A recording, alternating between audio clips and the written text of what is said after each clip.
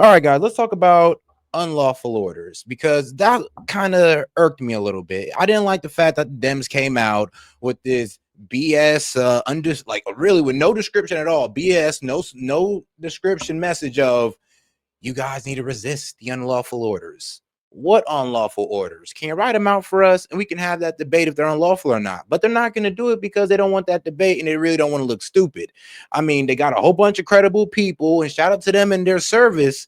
But I mean, y'all could at least come out there as people who was in service and give us an example of what Trump has done to make the military follow unlawful orders.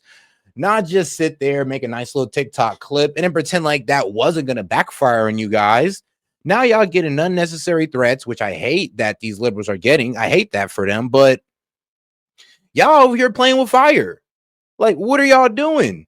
And don't you think that there's a lot of old-time veteran guys that would be disgusted with you just saying, oh, you should try to ignore the orders of the president?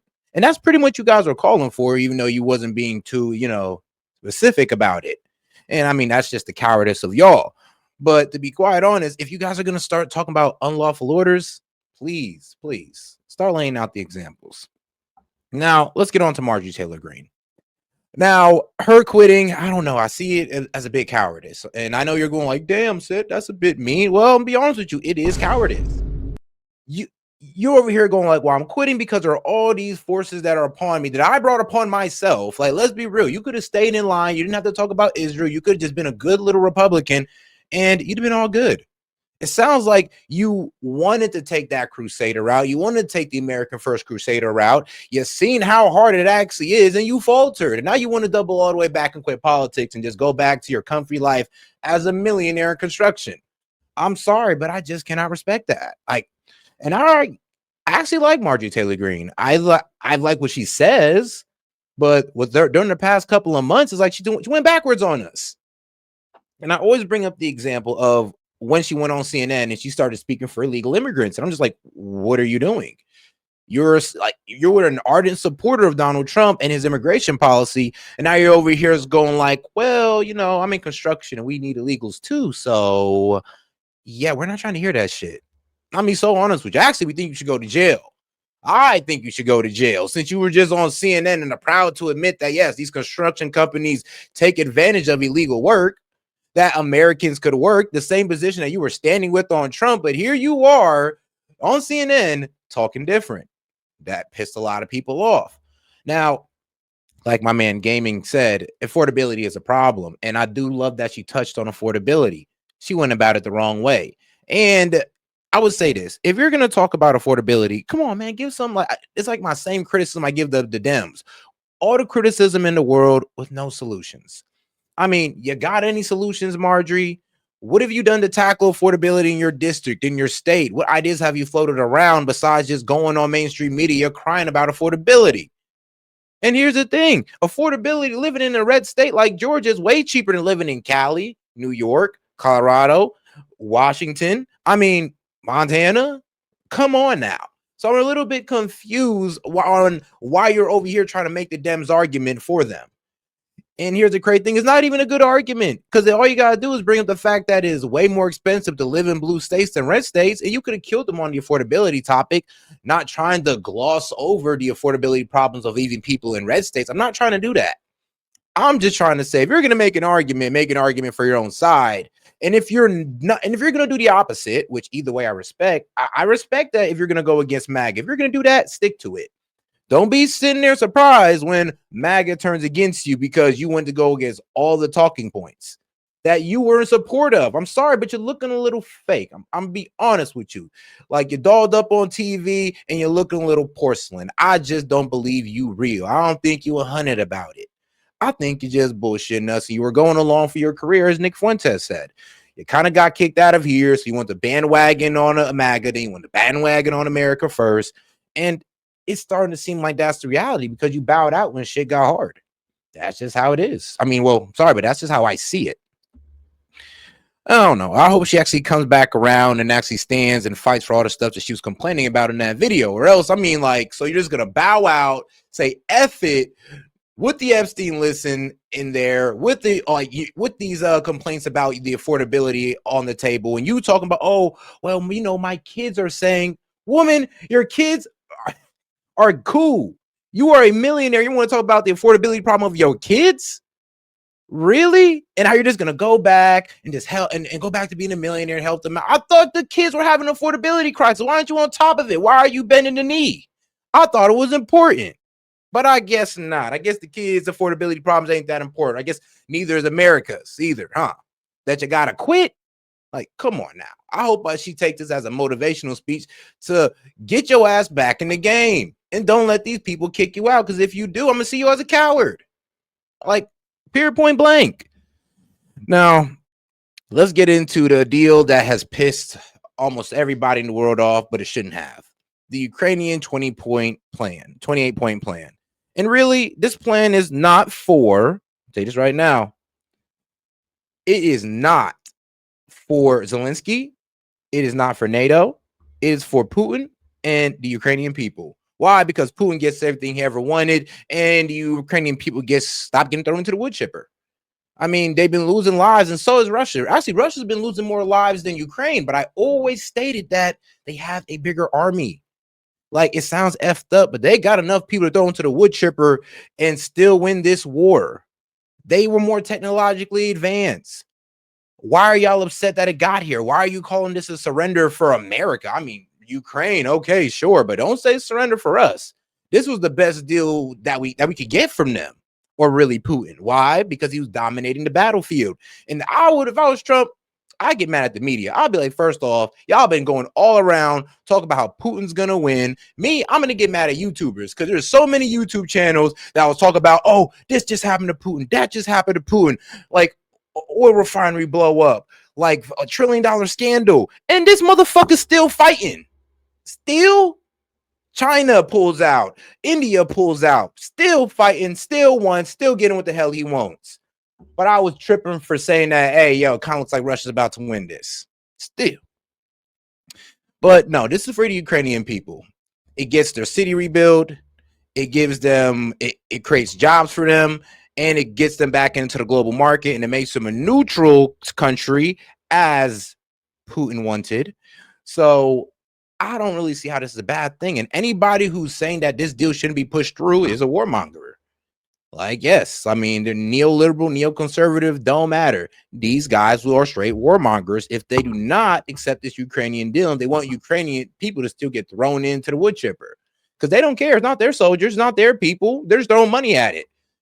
Who cares? Like, why would you care? It's not your son or daughter going over there.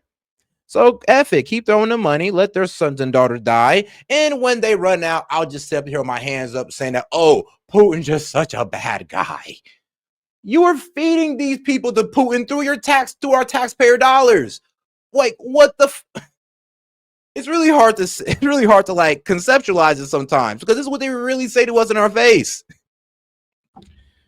But it is what it is. Now, let's talk about the Dems' refusal to censor Paskett, because that actually pissed me off a lot. I thought the Dems would show more accountability. Like I said, when we line it up all together, now Congresswoman Virgin Islands involved with Epstein, was texting Epstein during a congressional meeting. She's on the Intelligence Committee, and that's why they wanted to censor her, because you're on the Intelligence Committee. What in God's name are you doing in texting an intelligence asset? Israeli Mossad don't matter. It was confirmed that he was an intelligence asset for sure. We don't know from where, but for sure he was an intelligence asset. So how could she sit there during a congressional hearing, text this guy in such a playful way, almost as if they were flirting and he was clapping cheeks in the back room or something?